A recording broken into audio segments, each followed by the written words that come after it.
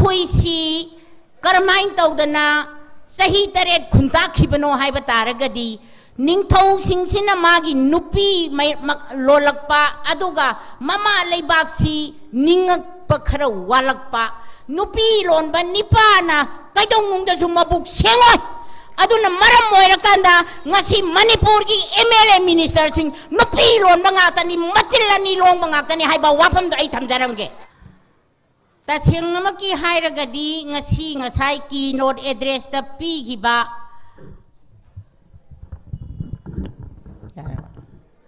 คีย์โน้ตแอดเดรสตปีกีบะวารอนสิงดุนตาอีมาดูดีไอ้คุยฮาวจิกซีมณีปูร์ซีนักขุดิงมักตาสวดบดงนั่นเลยบะอดูกมาพิบัมอามาดัลไลอดูกไอ้คุยนฮาวจิกสวดรีบซีไอ้น้ำมังจงนั่นนะว่าพงคราหานะทำจักเกมณีปูร์ซีนิงขาตำนั่นเลยรำบะอดูกุมบันนิงทาวปันบัลเลยบะอามาโอยรำมีอดูบูมาตำดูดาฮาวจิกนากุมบันนะไอ้คุยมณีปูร์ดกีมณีปูร์ซีอินเดียดกีตงานตาจระเกนะให้บะมาตำดาไอ้คุยกะรีชูรกษาโดยโนไอ้คุยกะรีตอกดูรีโนให้บะอาศิกุมบาวะคนล้นปุถุกตบะมีเลยตบะดีนัตเตอดูบูมาตำมาดาสาวขัดปกิสรุกอดูกิมติวาลิงไงมาตำดูดานิงทาวปาลังไงมาตำดูดาไอ้คุยสิกรำบะพิบัมดัลเลยรมีให้บดาไอ้คุยอดูกิมตินิงขาตำนาไอ้คุยซาบทักบดามันนิงตำนาเลยจรำบะอดูกุมบัลลัมดำอามันนี่อดูกะหุจิกิอารังอารักให้บสิดีพิธีบิกิสาวขลักปกิมาตุงอินาอวนบะปอรักปะขักตนีมณีปูร์นามีกสำนรุรกาสาวขัดปะปอรักปะอารังบะปอรักปะดินนัตเตอดูนะไอ้คุยนะงาสีพาวบดามาตำอามาดาไอ้คุยนะ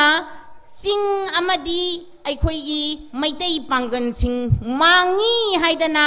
ยามนะฮังโกยนะตองนรำบะมาตำดูดานุ่งชีนรำบะกิสังกาฮาวจิก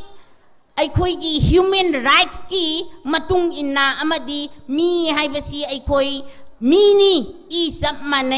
อดูกไอ้คุยไต่บังมีโอยบันนี้ให้ดนะเลยได้อีบะสิกุมบะมาตำสิกานุ่งชีนะไปสังเชฮานนกิสักขัดริงไงมาตำกีนุ่งชีนะบกิสังนะอดูกิมาติเฮลมีให้บสิไอ้มียามเดทำจารีอดูกไอ้คุยมณีปูร์ซีกะรีดาวร์อีให้นะให้บดาไอ้คุยบริติชนะไอ้คุยบูน้ำฮัตตนะทำมันบดกีมณีปูร์กีนุปีสิงนะไอ้คุยดีนักคุยนั้นน้ำฮัตตนะทำบยาบจัติดุนนัตเตไอ้คุยกีนิป้าสิงบูนักคุยนั้นนักคุยกียุมไม่สักระกะน้ำพูดาอูชูอาเดกิติกฮลันดนะกบเบลีเดกิติกฮลัลละกันดาชันชากตะปนิกายนั้นนำบดูไม่ได้นุปีสิงนะมาดูไอ้คุยเตาใบยารอยหน่วยนำพูดเตาใบยารอยไอ้คุยกีมีสิงเสทับกชูรกซาจารกสูไอ้คุยจับจานะทับกชูบกิคุชุมันอดูกจับจานะไอ้คุยกีเตาผมทบเตารกะเตาบดีใหญ่นำพูดสิจินบดียารอยให้ดนะไม่ได้กินนุปีสิงนะอดูกิมาติกสัตย์นะลันเทงนักกิบะอดูไอ้คุยนะโชคลิสิงมกัดสมาปันชุบนมารีดาไอ้คุยเตากีอดูนะโชคลิสิงมกัดสมาปันคุนทรามาปันดสูไอ้คุยนุปีสิงนะมณีปูร์ดาไอ้คุยกีปุยนุ่งไว้บัดทัดพาวเสียงนะปิกทันนั่นเลยบัดมาตำชิดาคุดเสียมกีโอยบัดซากต่างบัดทรกปดาไม่ได้นุปีสิงนะมาดูทบไปยารอยให้ดนะไอ้คุยกีบริติชกีมีสิงดาอดุกิมาติกนำผูกันนะสาเทียงนักขีบดาสู้อีบาคุยกีหุจิงนุปีลานคอมเพล็กซ์กายนั่นเลยดีบามาพัมดูดอีมาสิงเลยบัดพิบัมมายามนอูริดุนีอดูกะไม่ได้นุปีกีทองนามาตั้มดูดากะรีดาวีไอ้คุยกีนิงทองเชมาปารมได้เลยกีให้บ่าวดาเทเลกราฟตัวรกกบทูให้ดนะตัวบดกีวารีชานารกะไอ้คุยน่ะเจียงตังบาอดูทิ้งกีบาไม่ได้นุปีสิงเนี่ยให้บ่ดูนี่ไอ้ทำจารีบาอดูนะไอ้คุยกีไม่ได้นุปีสิงสี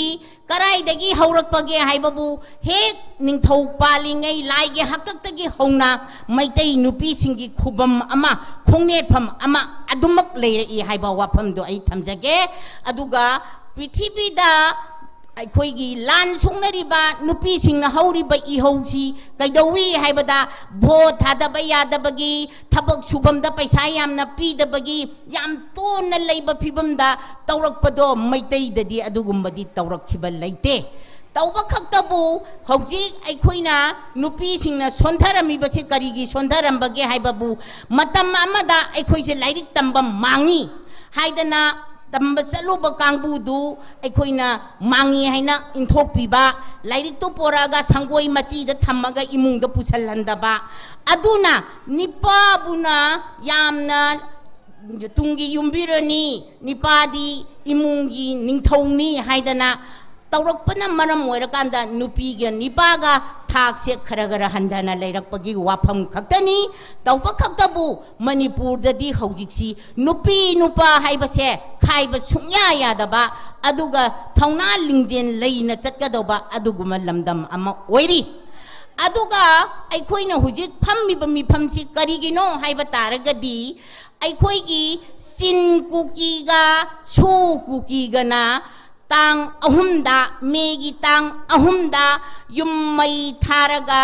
मीगी मयुमदगी तांथोअगा attack तौरक पाइदि लंदारक मतमदा अखोई अदुदगी अवाब ओइरे अदुना मखोइना फाउनरिबा लोनसी कदाइदैना कदाइ भाउ फाउनगिगे हाइबबु चोचामपुरदा तौबदा मोरेदे हेता तौछनबा अदुगुम्बा रिलेशन अमा सब साना लैबा अदुगुम्बा खुलौ अमनी अदुगा अइना अमुक थमजनिंगिदी करिनो हैना हाइबा तारगदी अखोइना लान तौरगा सिंगदा लैबा नखोइ लैबा यारोय अखोइगी मैतैगी लमनी हाइदना तौरुबा अमत्ता तौगिबा लैते अदुगा अखोइदी मखोइना लंदारकपदा लान ngakpa खक्तनी अदुगा अमुक अइना थमजनिंगिसी मोरि अखोइगी चोचामपुरदा वेलकम टू मिजोरम हैना थाबा अदुगा एंग्लो कुकी वार काइना थेलक मतमदा एंग्लो कुकी वार हाइबसी करंब मतमदा थोकी हाइदना हंदकते इनौ नंग नुपी मचा अमना सुप्रीम कोर्ट चे थाबदा मदु थोकीबा लैते हैना हाइरकपा मदुगी मतमदुदा इंडिया गवर्नमेंटना अदु थारिबा जाति दुदा करंब एक्शन लखखिगबगे हाइबदो अखोइ कुपना नैनाबा मा चंगे अदुगा अमुक मखोइना वेलकम टू मिजोरम हाइना हाइबा मतमदा मणिपुर सरकार अमदी इंडिया सरकार ना चोचामपुर हाइबा लम असि मणिपुर की लमनी तंपाकनी अदुदा करिगिदमक्ता अदु थारिबनो हाइबगी एक्शन लौखखिबा लैब्रा लोइना ना मिजोरम सरकार ना मदुदी तौबिगनु वेलकम टू मिजोरम चोचामपुर से कोई मिजोरम की कइनो ओइदे हाइदना हाइगिबा लैतबा अदुगुम्बा थौसिल असे गवर्नमेंट मंगक कंखलपा मिजोरम ना मणिपुर सरकार ना मंगक नोंधरगा मसा इतेक तेकपदौना लैरिबसे इंडिया गवर्नमेंट ना तौथरकपा इंडिया की मीनाई ओइरुबा अदुना मरम ओरकांदा इंडिया दा तिनसलुबना मरम ओरकांदा अखोइना ngasi ओइरिबा फिबम असि लाइबनी हाइबा वाफमदो आई थमजगे अदुगा लोइनना अखोइना खंगी मदुदी अखोइगी तिदिम लाइन सी अखोइगी यामना लानबुंग ओइबा मफमनी मरक मरकता मणिपुर की अकोइबदा लैरिबा सिंगजिदा तौरई अदुगा अमुक अखोइना करिगिदमक्ता तौरईबनो हाइबा तारगदी वार ऑन ड्रग आइना सरकार नदी लाउथोगा मदुगी मपुंग फाबा तौबा ngamdaba अदुगा वार ऑन ड्रग की आर्थ से मपुंग फाना चलहनबा ngamdaba सु कुकी सी अखोइना सु कुकी सी कंट्रोल तौ हाइना हाइबा मतमदा सु हाइना सेमकपा मतमदा मागी डिजिग्नेटेड केम अदुदगी किलोमीटर असुक चथोकपा याबा खुलाई असि पाइबा याबा हाइबा मागी यानची अमल लई मदुगी वांग मद तौसलखिबा अदुगा लोइनाना करी अमुक तौरई हाइबदा मणिपुर दा सिन कुकी हाइदना अतोपा ब्रह्मारोमदगी अतोपा लमदगी लाकपा सिन कुकी सिगा सुजिगा मानरगा मणिपुर की लमसिदा अखोइगी पोपी थाननबा सेंदोंग ताननबा होनरकपा अदुगा अखोइगी फॉरेस्ट की एरिया रिजर्व फॉरेस्ट सिंगसिदा लम कोकथोअगा मखोइना पोपी थाजलकपा युम साजलकपा मसी पुनमक्से yam mangjaugnana ꯑꯩꯈꯣꯏ ꯏꯆꯝ ꯆꯝꯕ ꯄ꯭ꯔꯖꯥ ꯑꯩꯈꯣꯏꯅꯗꯤ ꯄꯣꯄꯤ ꯊꯥꯔꯦ ꯂꯝ ꯍꯦꯟꯖꯜꯂꯛꯑꯦ ꯆꯤꯟ ꯀꯨꯀꯤ ꯂꯥꯛꯑꯦ ꯁꯨ ꯀꯨꯀꯤꯒ ꯄꯨꯜꯂꯦ ꯍꯥꯏꯕ ꯈꯪꯉꯒ ꯏꯟꯗꯤꯌꯥ ꯒꯣꯔꯃꯦꯟ ꯑꯃꯗꯤ ꯃꯅꯤꯄꯨꯔ ꯒꯣꯔꯃꯦꯟꯅ ꯀꯔꯤꯒꯤꯗꯃꯛꯇ ꯈꯪꯗꯕꯅꯣ ꯑꯗꯨꯅ ꯃꯅꯤꯄꯨꯔꯒꯤ ꯃꯩꯇꯩꯁꯤꯡꯕꯨ ꯅꯝꯍꯟꯅꯕ ꯍꯣꯠꯅꯔꯛꯄꯗ ꯏꯟꯗꯤꯌꯥ ꯒꯣꯔꯃꯦꯟꯒꯤ ꯆꯥꯎꯔꯕ ꯈꯨꯠ ꯌꯥꯎꯔꯦ ꯍꯥꯏꯕꯗꯨꯅꯤ ꯑꯩꯅ ꯃꯤꯌꯥꯝꯗ ꯊꯝꯖꯔꯤꯕ ꯑꯗꯨꯅ ꯑꯩꯈꯣꯏꯅ ꯌꯥꯎꯔꯤꯕ ꯄꯣꯠꯁꯤ ꯌꯦꯡꯉꯨ ꯍꯟꯗꯛꯇꯁꯨ ꯃꯐꯝ ꯈꯨꯗꯤꯡꯃꯛꯇ ꯃꯇꯝ ꯈꯨꯗꯤꯡꯃꯛꯇ ꯑꯁꯥꯝ ꯔꯥꯏꯐꯜꯅ ꯀꯨꯀꯤꯒꯤ ꯃꯤꯆꯪ ꯆꯪꯉꯒ ꯅꯣꯡꯃꯩ ꯀꯥꯞꯄꯛꯄ ꯑꯗꯨꯒ ꯀꯨꯀꯤꯅ ꯅꯣꯡꯃꯩ ꯀꯥꯞꯄꯛꯄꯗ ꯃꯈꯣꯏꯅ ꯌꯦꯡꯉꯒ ꯂꯩꯕ ꯃꯈꯣꯏ ꯄꯨꯟꯕ ꯄꯨꯝꯅꯃꯛꯁꯦ ꯑꯩꯈꯣꯏꯅ ꯃꯌꯥꯝꯅꯁꯨ ꯉꯥꯡꯅꯔꯤ ꯃꯌꯥꯝꯅꯁꯨ ꯇꯥꯟꯅꯔꯤ ꯃꯗꯨꯒꯤ ꯉꯥꯡꯅꯕ ꯁꯛꯅꯕꯗꯨꯒꯤ ꯄꯣꯏꯟ ꯑꯃ ꯑꯣꯏꯅ ꯁꯨꯒꯨꯅꯨꯗ ꯂꯥꯟ ꯀꯥꯞꯅꯕ ꯂꯣꯏꯔꯀꯥꯟꯗ ꯀꯨꯀꯤꯒꯤ ꯀꯦꯝ ꯑꯃꯗ ꯃꯈꯣꯏꯒꯤ ꯀꯔꯤ ꯕꯪꯀꯔ ꯑꯃꯗ ꯆꯪꯕ ꯃꯇꯝꯗ ꯑꯁꯥꯝ ꯔꯥꯏꯐꯜ ꯈꯛꯇꯅ ꯁꯤꯖꯤꯟꯅꯒꯗꯧꯕ ꯑꯗꯨꯁꯨ ꯂꯥꯟꯒꯤ ꯃꯇꯝꯗ ꯁꯤꯖꯤꯟꯅꯒꯗꯧꯕ ꯑꯗꯨꯒꯨꯝꯕ ꯖꯦꯀꯦꯠ ꯑꯗꯨꯒ ꯂꯣꯏꯅꯅ ꯃꯗꯨꯗ ꯁꯨꯆꯤ ꯔꯣꯇꯤ ꯍꯥꯏꯗꯅ ꯑꯩꯈꯣꯏꯒꯤ ꯁꯨꯆꯤꯅ ꯁꯥꯕ ꯇꯟ ꯃꯗꯨꯗ ꯒꯨꯂꯤ ꯑꯃꯈꯛ ꯍꯥꯞꯆꯜꯂꯒ ꯐꯣꯡ ꯐꯣꯡ ꯁꯥꯍꯜꯂꯒ ꯆꯥꯕ ꯌꯥꯕ ꯄꯣꯠꯇꯨ ꯀꯨꯀꯤꯒꯤ ꯕꯪꯀꯔꯗ ꯂꯩꯔꯝꯃꯤꯕꯗꯨꯅꯗꯤ ꯃꯗꯨꯅ ꯆꯞ ꯆꯥꯕ ꯇꯥꯛꯏ ꯃꯗꯨꯗꯤ ꯑꯁꯥꯝ ꯔꯥꯏꯐꯜꯅ ꯀꯨꯀꯤꯒ ꯃꯥꯟꯅꯔꯀꯥꯟꯗ ꯃꯩꯇꯩ ꯃꯥꯡꯅꯕ ꯑꯦꯇꯦꯛ ꯇꯧꯔꯛꯄꯅꯤ ꯍꯥꯏꯕꯁꯦ ꯑꯩ ꯃꯤꯌꯥꯝꯗ ꯊꯝꯖꯒꯦ ꯑꯗꯨꯒ ꯑꯃꯨꯛ ꯀꯔꯤ ꯇꯧꯔꯤ ꯌꯥꯝꯗꯤ ꯌꯥꯝꯈ꯭ꯔꯦ ꯑꯗꯨꯕꯨ ꯃꯤ ꯌꯥꯝ ꯌꯥꯝꯃꯤ ꯑꯗꯨꯒ ꯑꯃꯨꯛ ꯑꯩꯅ ꯊꯝꯖꯅꯤꯡꯉꯤꯁꯤ ꯀꯔꯤꯅꯣ ꯍꯥꯏꯕ ꯇꯥꯔꯒꯗꯤ ꯃꯐꯝ ꯈꯨꯗꯤꯡꯃꯛꯇ ꯊꯦꯡꯅꯔꯛꯏꯕ ꯂꯥꯟꯁꯤꯡꯁꯤꯗ ꯑꯩꯈꯣꯏꯅ ꯏꯃꯥꯁꯤꯡꯗꯨꯒꯤ ꯏ ꯂꯩꯇ꯭ꯔꯕ꯭ꯔꯥ ꯅꯨꯄꯤꯁꯤꯡꯁꯦ ꯄꯥꯟ ꯗꯨꯀꯥꯟꯗ ꯂꯩꯔꯦ ꯅꯨꯄꯤꯁꯤꯡꯁꯦ ꯃꯣꯗꯔꯟ ꯑꯦꯖꯗ ꯉꯥꯎꯔꯦ ꯍꯥꯏꯗꯅ ꯑꯩꯈꯣꯏꯁꯦ ꯈꯜꯂꯝꯃꯤ ꯑꯗꯨꯕꯨ ꯍꯟꯗꯛꯀꯤ ꯂꯥꯟꯐꯝꯗ ꯃꯩꯇꯩ ꯅꯨꯄꯤꯁꯤꯡꯅ ꯇꯧꯈꯤꯕ ꯊꯕꯛ ꯑꯩꯈꯣꯏ ꯁꯤꯡꯊꯥꯅꯗꯕ ꯌꯥꯔꯣꯏ ꯂꯥꯟ ꯁꯣꯛꯅꯕ ꯃꯐꯝ ꯈꯨꯗꯤꯡꯗ ꯃꯁꯥꯒꯤ ꯄꯣꯀꯦꯠꯇꯒꯤ ꯄꯩꯁꯥ ꯄꯨꯊꯣꯛꯑꯒ ꯒꯥꯔꯤ ꯋꯥꯏꯔꯀꯥꯟꯗ ꯑꯥꯔꯃꯤꯁꯤꯡꯅ ꯏꯆꯥꯁꯤꯡꯕꯨ ꯐꯥꯔꯒ ꯄꯨꯒꯗꯧꯕꯗꯒꯤ ꯁꯠꯈꯤꯕ ꯉꯥꯛꯇꯅꯤ ꯍꯥꯏꯕꯁꯦ ꯑꯩ ꯍꯟꯅ ꯍꯟꯅ ꯍꯥꯏꯖꯔꯤ ꯑꯗꯨꯒ ꯑꯃꯨꯛ ꯀꯔꯤ ꯇꯧꯔꯤ ꯑꯩꯈꯣꯏꯒꯤ ꯁꯔꯀꯥꯔꯅ ꯑꯩꯈꯣꯏꯒꯤ ꯃꯅꯤꯄꯨꯔꯒꯤ ꯁꯔꯀꯥꯔꯗꯤ ꯏꯟꯗꯤꯌꯥ ꯁꯔꯀꯥꯔꯒꯤ ꯃꯈꯥꯗ ꯂꯩꯕ ꯀꯔꯤꯒꯨꯝꯕ ꯋꯥ ꯃꯆꯦꯠ ꯑꯝꯇ ꯉꯥꯡꯖꯕ ꯉꯝꯗ꯭ꯔꯕ ꯑꯗꯨꯒꯨꯝꯕ ꯁꯔꯀꯥꯔ ꯑꯃ ꯑꯣꯏꯔꯦ ꯍꯥꯏꯕꯗꯤ ꯑꯩꯈꯣꯏꯁꯤ ꯀꯔꯝꯍꯥꯏꯅ ꯇꯧꯗꯅ ꯆꯍꯤ 7 ꯈꯨꯟꯇꯥꯛꯈꯤꯕꯅꯣ ꯍꯥꯏꯕ ꯇꯥꯔꯒꯗꯤ ꯅꯤꯡꯊꯧꯁꯤꯡꯁꯤꯅ ꯃꯥꯒꯤ ꯅꯨꯄꯤ ꯂꯣꯜꯂꯛꯄ ꯑꯗꯨꯒ ꯃꯃꯥ ꯂꯩꯕꯥꯛꯁꯤ ꯅꯤꯡꯉꯛꯄ ꯈꯔ ꯋꯥꯠꯂꯛꯄ ꯅꯨꯄꯤ ꯂꯣꯟꯕ ꯅꯤꯄꯥꯅ ꯀꯩꯗꯧꯅꯨꯡꯗꯁꯨ ꯃꯕꯨꯛ ꯁꯦꯡꯉꯣꯏ ꯑꯗꯨꯅ ꯃꯔꯝ ꯑꯣꯏꯔꯀꯥꯟꯗ ꯉꯁꯤ ꯃꯅꯤꯄꯨꯔꯒꯤ MLA ꯃꯤꯅꯤꯁꯇꯔꯁꯤꯡ ꯅꯨꯄꯤ ꯂꯣꯟꯕ ꯉꯥꯛꯇꯅꯤ ꯃꯆꯤꯜ ꯑꯅꯤ ꯂꯣꯡꯕ ꯉꯥꯛꯇꯅꯤ ꯍꯥꯏꯕ ꯋꯥꯐꯝꯗꯣ ꯑꯩ ꯊꯝꯖꯔꯝꯒꯦ ꯑꯗꯨꯅ ꯑꯩꯈꯣꯏ ꯀꯔꯤ ꯇꯧꯏ ꯆꯍꯤ 7 ꯈꯨꯟꯇꯥꯛꯄꯗ ꯂꯝ ꯑꯇꯣꯞꯄꯅ ꯂꯟꯗꯥꯔꯒ ꯑꯩꯈꯣꯏꯒꯤ ꯃꯤꯁꯤꯡꯕꯨ ꯃꯈꯨꯕꯥꯛꯇ ꯌꯥꯏꯔꯤꯅ ꯂꯦꯡꯉꯒ ꯑꯗꯨꯒ ꯅꯨꯄꯤ ꯑꯉꯥꯡꯁꯤꯡ ꯐꯤꯔꯣꯟ ꯁꯥꯕ ꯍꯩꯕ ꯈꯣꯠꯄ ꯃꯌꯥꯝꯁꯤ ꯃꯈꯣꯏꯅ ꯐꯥꯔꯀꯥꯟꯗ ꯄꯨꯈꯤꯕ ꯑꯗꯨꯒ ꯑꯩꯈꯣꯏꯒꯤ ꯁꯒꯣꯜ ꯊꯧꯕꯗ ꯍꯩꯕ ꯃꯤꯑꯣꯏꯁꯤꯡ ꯈꯜꯂꯒ ꯄꯨꯈ꯭ꯔꯀꯥꯟꯗ ꯕ꯭ꯔꯍ꯭ꯃꯥꯅ ꯑꯗꯨꯃꯥꯏꯅ ꯇꯧꯗꯅ ꯑꯩꯈꯣꯏꯒꯤ ꯆꯍꯤ 7 ꯈꯨꯟꯇꯥꯛꯈꯤ ꯑꯗꯨꯅꯅꯤ ꯉꯁꯤ ꯂꯥꯎꯔꯤꯕ ꯑꯩꯈꯣꯏ ꯆꯍꯤ 7 ꯈꯨꯟꯇꯥꯛꯄ ꯑꯃꯨꯛ ꯍꯟꯕ ꯌꯥꯔꯔꯣꯏ ꯍꯥꯏꯅ ꯉꯁꯤ ꯂꯥꯎꯔꯒ ꯆꯠꯂꯤꯕꯁꯦ ꯑꯗꯨꯒ ꯑꯩꯅ ꯊꯝꯖꯅꯤꯡꯉꯤꯕ ꯋꯥꯐꯝꯗꯤ ꯀꯔꯤꯅꯣ ꯍꯥꯏꯕꯗ ꯉꯁꯥꯏꯒꯤ ꯑꯩꯈꯣꯏꯒꯤ ꯉꯁꯤ ꯇꯥꯡ 10ꯗꯒꯤꯅ ꯑꯩꯈꯣꯏꯒꯤ ꯇꯥꯔꯤꯛ 7 ꯐꯥꯎꯕ ꯖꯅꯋꯥꯔꯤꯒꯤ ꯇꯥꯔꯤꯛ 7 ꯒꯝꯚꯤꯔ ꯁꯤꯡꯍ ꯍꯥꯏꯔꯤꯕ ꯑꯩꯈꯣꯏꯒꯤ ꯏꯀꯥꯏ ꯈꯨꯝꯅꯖꯔꯕ ꯃꯅꯤꯄꯨꯔꯒꯤ ꯆꯍꯤ 7 ꯈꯨꯟꯇꯥꯛꯄꯕꯨ ꯍꯜꯂꯀꯥꯟꯗ ꯅꯤꯡꯈꯥ ꯇꯝꯍꯜꯂꯝꯕ ꯑꯗꯨꯒꯨꯝꯕ ꯅꯤꯡꯊꯧ ꯃꯆꯥ ꯅꯤꯡꯊꯧ ꯑꯗꯨꯅ ꯂꯩꯕ ꯃꯐꯝ ꯑꯗꯨꯗ ꯂꯣꯏꯁꯟꯒꯅꯤ ꯍꯥꯏꯗꯅ ꯍꯥꯏꯔꯤꯕꯁꯦ ꯃꯅꯤꯄꯨꯔ ꯏꯃꯥꯒꯤꯗꯃꯛꯇꯗꯤ ꯂꯥꯏꯕꯛ ꯐꯕ ꯅꯨꯃꯤꯠ ꯍꯥꯏꯕꯗꯨ ꯑꯣꯏꯒꯗꯧꯔꯤꯕꯅꯤ ꯍꯥꯏꯕ ꯑꯩ ꯋꯥꯐꯝꯁꯤ ꯊꯝꯖꯔꯤ ꯑꯗꯨꯒ ꯑꯃꯨꯛ ꯀꯔꯤ ꯇꯧꯔꯤ ꯍꯥꯏꯕꯕꯨ ꯑꯩꯈꯣꯏꯒꯤ ꯃꯥꯡꯊꯔꯛꯏꯕꯁꯤ ꯀꯔꯥꯏꯗ ꯃꯥꯡꯊꯔꯛꯑꯦ ꯑꯩꯈꯣꯏꯒꯤ ꯁꯔꯀꯥꯔꯁꯤꯅ ꯏꯟꯗꯤꯌꯥ ꯁꯔꯀꯥꯔꯒꯤ ꯃꯤꯅꯥꯏ ꯑꯣꯏꯔꯨꯕꯅ ꯃꯔꯝ ꯑꯣꯏꯔꯀꯥꯟꯗ फिजेट मांगथरए अखोइगी नाट की ओइबा पोट मांगथरए अखोइगी लन थुम मांगथरए दुनिया पुनमक सोशल की ओइबा अदुगा ऑर्गेनाइजेशन की ओइबा लुप की ओइबा पुनमक से मचेत मचेत थुगाइरइसे कनाना थुगाइरकपनो हाइबदा सिंचेप थाबा यावरकपा इंडिया गवर्नमेंट ना लौ सिलकंदा मणिपुर गवर्नमेंट ना तौरकपा अदुगा सिंचेप अदुदा अखोइसे ngasi सिंचेप ना लेंगा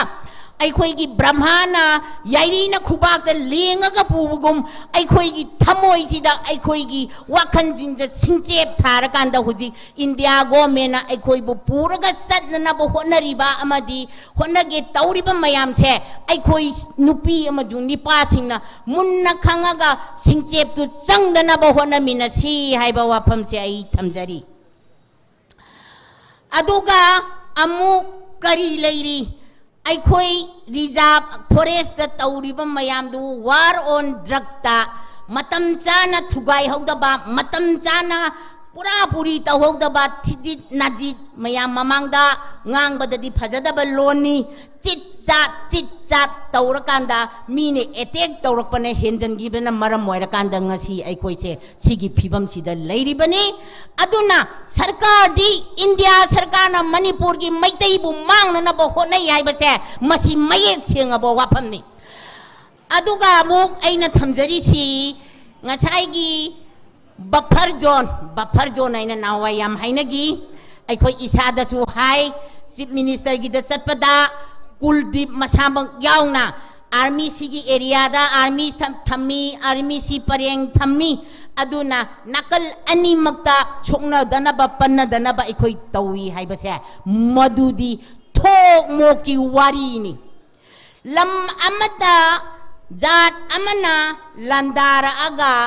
मदुबु तक्थोगा मागी मफमदा हंजन्नबा तौद्रगा मयाइदा थमगा बंकर छहल्लगा एटेक तौरपा हाइबसे मसी इंडिया गवर्नमेंट ना सिनबा थौसिंदा सिपाही सिंगना तौबनी अदुननी इमा इबेन सिंगना हंदक सोरोक त लेप कांदा सोरोक त चरा हेला कांदा सिपाही चंगबा यारो याइना गिरी तकना गिबदो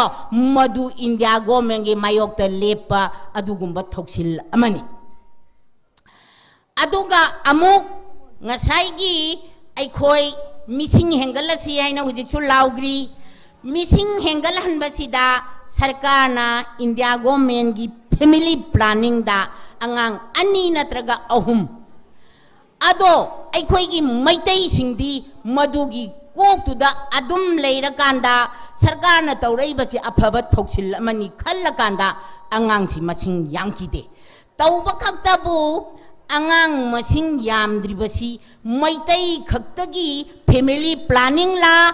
पांगन की यावदबरा ट्राइब सिंगी यावदबरा हाइबा वाहंगसी अखोइने इंडिया गवर्नमेंट अमदी मणिपुर सरकार दा हंगफम थोई हाइबजिनी अइना थमजरीबा अदुगा अमु डॉक्टर सिंगसिना मरोल अमा थाइना मसा तरा कुन पोकपदा छिबा ऑटोमानी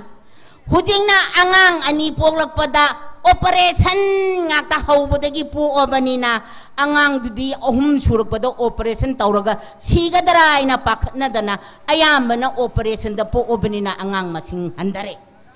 aduga amu huji inau nongna thokpada angang mari po o ka haidana amu order thokalai madugi order du tamda leiriba maitai khaktagi ओइब्रा नत्रे हैरगा मणिपुर दा लेरिबा सिंग तमसी दा लेरिबा मियोइ सिंगसिगिदी यावदबरा हाइबसे इमा इबेन सिंगना सरकार दा अमदी इंडिया सरकार दा हंगबा अमा संगे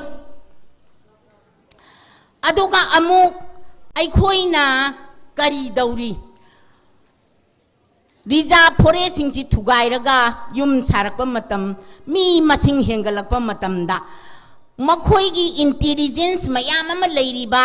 इंडिया सरकार मणिपुर सरकार ना करीगी खंगसिन्नददना लेगिबनो हाइबा सिमा आई थमोई सेंगना हाइजरी अदुगा अमु करीगी दमक्ता अखोइगी मयाम कनागुमना हाइरी असम दा एनआरसी चटपदगी एनआरसी कनो तौबदगी मीदी डिटेक्ट तौबा ngame मी खंदोकपदी ngame अदुगा डिपोर्ट तौबा ngamdre तानथोकपा ngamdre तौबा खक्तबो मणिपुर की दी एम सुना 1993 दा अखोई की भी के नारायण हैना अदुना पालिंगै मतमदा अखोई की 1979 80 दा मितिक परीक्षा का लेप खिबर कइनो तौब मतम दुदा 1993 सिदा अखोई की एम सुना स्ट्राइक अचौबा मणिपुर प्रजागा कोनर कांदा तौखिबा अदुगुंबा स्ट्राइक तुदा करी हाइने इनगी हाइबदा अखोईगी मी सिंसे अतोप संगप मी सिंसे डिटेक्शन नाइबदी मसक ममिंग खंगदोपा अमसुंग डिपोर्टेशन हाइबना मखोइबु हलनबा यागिबा माई माई लमदा हाइबगी अदुगुंबा यानसी अमसु लैखी अदुना मणिपुर की दमक्तदी मसिगुंबा अवाबसे थोइदौबदा सरकार अनीसिना अखोइबु वाहन बंगाक्तनी हाइबा वाफम सिमसु आई थमजरी अदुगा करीनो हाइबा तारगदी अखोइना पलेंदा सेप्टेम्बर की तारीख 9 दा अखोई मणिपुर की लमसी हाइरिबा लमदम सिदा ओइबा यादे अखोई की मफम मफम दा लैजरिबा अखोइना हाना लैरकपा मफम सिंदो अखोई तंगदु लैताना मफम दुबाउदे अखोई खंजगे अदुगा अखोई की चप चाबा लंपियु हाइना चटपा मतमदुददी असम राइफल अमदी पैरामिलिटरी फोर्सेस मयामदुना कैदौरई मोगी बुलेट प्रूफ का हाइबा गाड़ी दुदा मिंगोन द डायरेक्ट ओनसलगा कापद मी हालिबा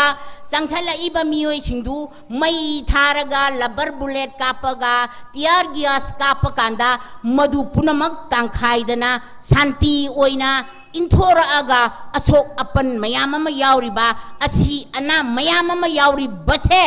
मैतैगी तंपाक्तना तौबा ngamaga सिंगददी करीगुंबा खुद अमत थागिदबा हाइबसे मसी अखोइना सिपाई पुसंदना थंबगी कानब करी लैरिगे हाइबनी अदुना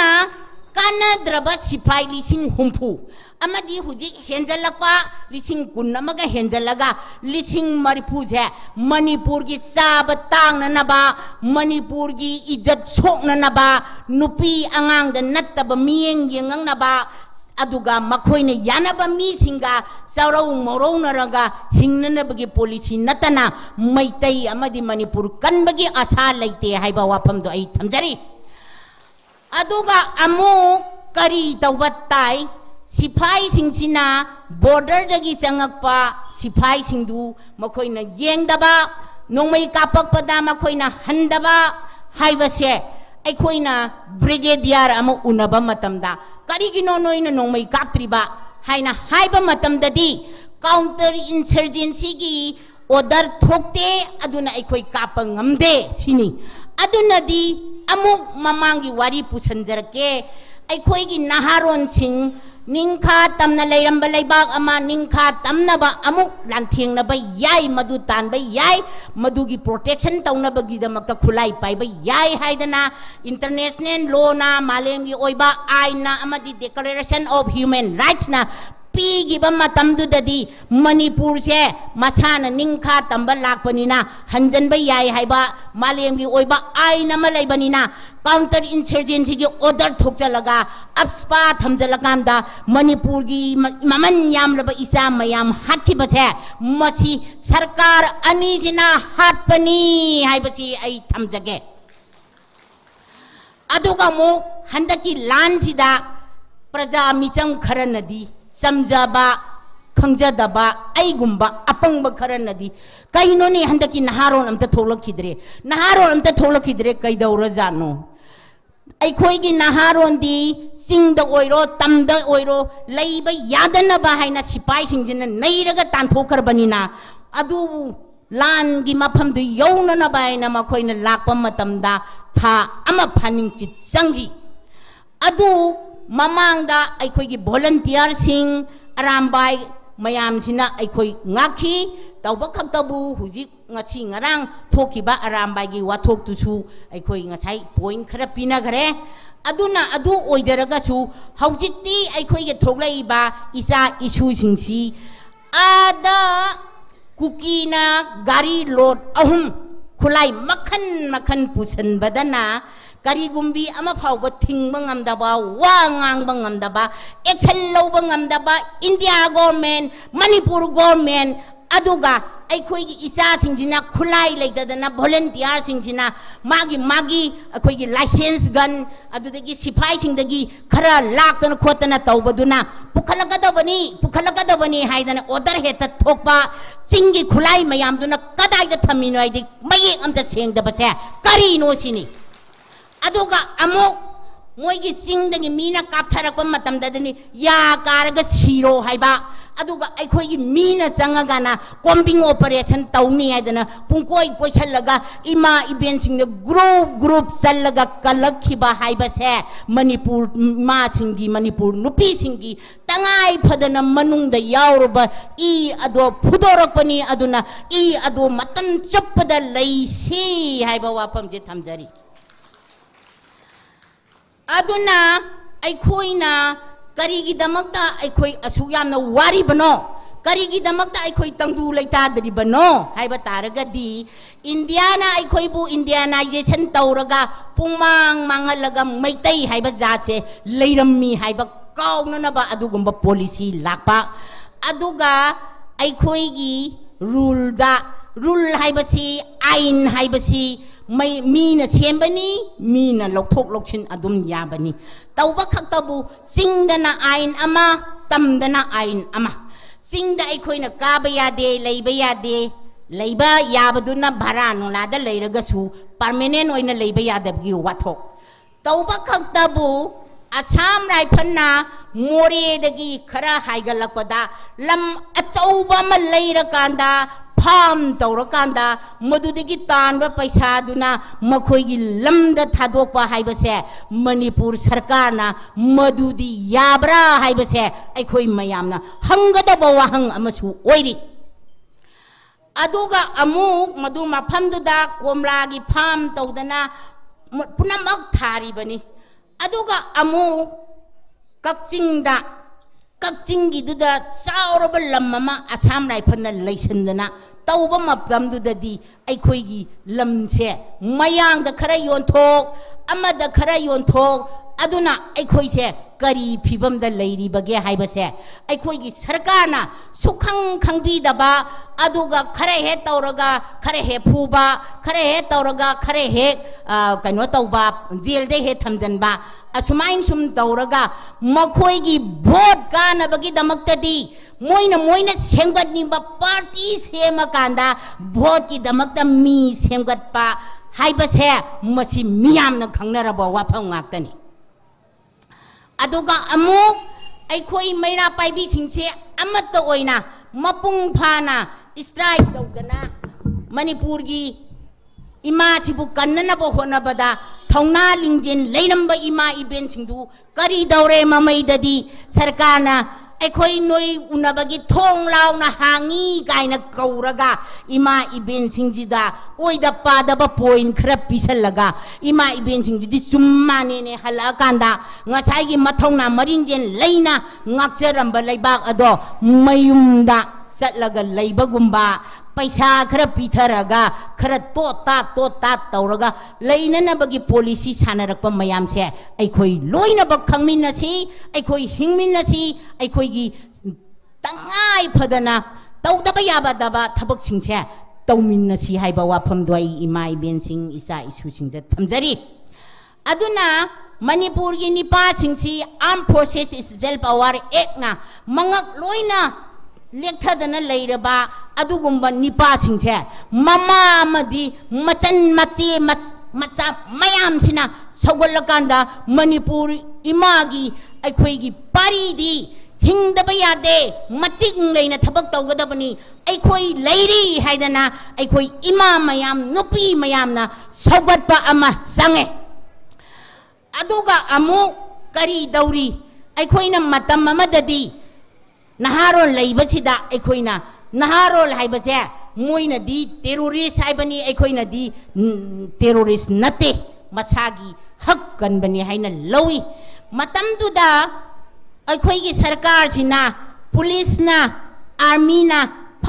pharaga mayumdagi puthoga konthongda kapa mayumdai puthoga lamhangda kapa mayamduda aikoina naharon yaurubagi oiramane naharon ji phattabu oiramane haidana चिंगनागिबा अदुना मरम ओरकांदा अखोइगी इचा इशु मयाम सिगिबनी अदुना मतुंगददी अखोइ करम मवोंग थबक से संगसिनगदौगे करमाइन तौरगा अखोइ मणिपुर से हिंगदौगे अखोइ करम्बा फिबमदा अखोइना लान सोंगदगे हाइबसे याम कुपना नैनबा अमा संगे अदुना ngसाइगी अखोइगी मयाम सिना नैनरकप मतमसिदा यंगो ngarang nahandatu कुकी न कापथरकपदा मी सिरी अदुदगी लंबीदा लाकपा मी कापगा हादी पुनमक्से मयामजिना तौरी खैना सुम याबा मैतैना खरा हल्लुरगना इमा इवेंटसिंग चंगबा यारोय हैना हेतम मथिंगबा अदुनदी अखोइना लाउगदबदी करी लाउगनी हाइबदा कोम्बिंग ऑपरेशन चंगे हाइबा तारगदी खुलाई मतिक चाना पुसल्लबा मणिपुर की लमद लैरिबा अदुगुम्बा चिन कुकी अमदी कुकी सिंधुदा हाना चंगबिरो मोइदगी हाना पुखलकपा खुलाई सिंधु गी चाप चाबा पुथोकांदा नहारोंदगी नत्रेरगा विलेज वॉलंटियर सिंधगी खुलाई सिंधुदी इमा इवेंट मचन मचा मयाम अखोइना पूरगा नोइदा कटलगे हाइना लाउबा अमा संगे अदुना अखोइ हंधबा यादे अखोइ पुनिंग हंधबा यादे अखोइ की थबक चाप चाना तौगदबनी अखोइ कैदौनुंगदसु मिखा पोने हिंगोइदबनी ngamdrgadi kari haina phirep lawraani haina haiba taragadi mayamna hairi self determination gi wakhal lon pogle adu tawre ada tawre haidana manipur da self determination gi wakhal pogle ibasidi karino haiba taragadi sarkar na po olamba adu gumba sarkar na semba sarani aduga amu aikhoina karigi damakta you legalize tawba yaroi manipur si you na mange haidana tawba matamduna ima iben singna bu thingadi aikoi sarkar di tawdaba yade haine hekta legalize thok eta tokpa aduga madu kari hairurage hairi you thinga ngamdadana aphaba mawong de sila ibani ne puthokpa adu oitargadi drug si thingma ngamdre huji drug ki damakta ni na hanli long da ka tawnari du mayamnadi demand tawba lakpani haina chu hai makoina sengdorakpadadi drug lalonba mini hai adu oitaragadi drug thingba ngamdre popi yanba ngamdre drug se popi se aduga brown sugar se legalize tawji haibada ima iben sing yabi gadori bra haibadu ne aina amuk thamjariba aduna aikhoi pukchen tingna thabak tawba tai aikhoi punchanna tai aikhoi ninghanna yade handak thoiba lambung sida maitai nupi singse ngaure mating leitre kaina khalamba singdo pungmang manga kanda ima maitai leibaki damakta aikhoi leiri haidana maphang khuding makta chatlaga nganglak khiba aduna ima ibel sing adugi I yauri haiba simadi kaubi daba phare haiba jai thamjari aduga amu karigino haina haiba taragadi aikhoina karigi damakta aikhoisi asukwana lenga doribano aduga phamgi damakta aikhoina karigi damakta aikhoina maitaigi karigi damakta thabak amata tawdribano siba wafamje thamjari aduga amu hairiba aikhoigi minister MLA singsina aikhoidi India na hairaktregadi India ina tawdana leiragadi aikhoi Manipur kaidong da su sakhwatpa ngamoy aduga amu Amit Shah na Manipur da tholamba matamda numit 10 gi matungda thoklakke aduga settle tawge hairamaga sangakhidaba maduna takpadi ma Sorchampur da chatlaga ma drug lalonbagi policy program yatpani haibasini aina miyam da thamningi ba maramdi magi macha nipa natrega maya nipa sikarino aina harakanda drug lalonbagi drug ki adugumba popi thabagi plan sida king point haigadra pin point haigadra adugumba sauraba adugumba amalai haidan je miyamna hainarakpa do mana taurami ba thabak aduna sap sana uli ꯑꯗꯨꯒ ꯑꯃꯨꯛ ꯍꯟꯗꯛꯇ ꯏꯅꯧ ꯅꯧꯅ ꯑꯩ ꯂꯣꯏꯁꯤꯟꯖꯒꯦ ꯃꯤ ꯌꯥꯝꯃꯤ ꯏꯅꯧ ꯅꯧꯅ ꯃꯅꯤꯄꯨꯔꯒꯤ MPꯗꯤ ꯋꯥ ꯉꯥꯡꯅꯕ ꯃꯇꯝ ꯄꯤꯗꯦ ꯑꯗꯨꯒ ꯃꯌꯥꯡ ꯅꯨꯄꯤ ꯑꯃꯈꯛꯅ ꯃꯅꯤꯄꯨꯔꯒꯤꯗꯃꯛꯇ ꯉꯥꯡꯉꯛꯏ ꯃꯇꯝꯗꯨꯗꯗꯤ ꯃꯌꯥꯡ ꯅꯨꯄꯤꯗꯨꯅ ꯉꯥꯡꯕꯗꯅ ꯃꯣꯗꯤꯒ ꯑꯃꯤꯠ ꯁꯍꯥꯒꯅ ꯑꯌꯥꯕ ꯄꯤꯔꯤꯕ꯭ꯔꯥ नते हैरगा मैतेगी MP सिंसे नमत्तबा यादे हाइदना अयाबा पीदबरा हाइबसिसु मियाम हुपना नैनरगा खंगनमिनाबा अमा संगे मरामदा अइना थमजनिंगी बसी चटलिबा खोंगचट असि शांति पोरंगनाबा अइखोइगी लेबाक असिबु फज्जबा मवोंगदा लैननबा अदुगा अइखोइसि करमाइना हौरकपनो करमाइना लैमिनगदबनो हाइबा खंगननबा अदुगुंबा रिले अमनी खोंगचट अमनी अइखोइना सिंग मणिपुरदा अखोइगी लैकोन अमदा लै मखन सुना सारपा मणिपुरनी मसैसिदा अइखोइना अमगी हक मतबिदा मागी हक तुदा सब साने इंखत मिनरकांदा मणिपुर अफाबा पृथ्वीदा ममिंग चपा मी अमा सोइदना पुथोकपा ngangani loina मणिपुर की ममिंग चलिबा जगोई इसई ओइरो साइंस एंड टेक्नोलॉजी दा ओइरो अदुगा स्पोर्ट दा ओइरो ममिंग चलिबा सिंसे इंडिया गवर्नमेंट ना पैसा थादरगा मी ओइनबा सेमगा इंडिया की ममाई पोरखिबा मी अमत नते मयुमद सरा हेलगा गाड़ी मथुंद नपगा पैसा पीबोय पीदबोय तौरकांदा मसाना होनजरकांदा इमुंगना होनजरकांदा मणिपुर की अमदी इंडिया की माई पोरकपा अदुगुंबा अखोइगी मैतै सिंसिबु अखोइना योखपिबा म संगी सौगतपिबा म संगी अदुना अखोइ पुनसिनदबा यादे अखोइ कनाना करी ओइरी कनाना अदु तौरी हाइबचे पुलप तोथोकांदा अखोइ मैतैनी अखोइ मणिपुरनी मणिपुर की दमकता अखोइ हिंगदबनी मणिपुर की दमकता अखोइना मखन कयागी सब जाबा फिरेप लौरगा येंगनबसिंगबु लांथेंगनगदबनी अखोइ पुन्ना शक्ति सागन मिनरकांदा मणिपुर इमा से मपुंग फाबा शांति ओइना लैबा अदुगुंबा मनिंग तंबा मणिपुर अमा पोरकपदा अखोइ पुनमक अमत्त ओइना खुद समनरगा पुन्ना चटमिन्ननबा तंजा अदु यौरे अमसुंग चटमिन्नरसी मणिपुर कंसी इमा लेबा कंसी मणिपुर की मैतै कंसी हाइबा वाफमजे थमजरगा तेंजिनजरी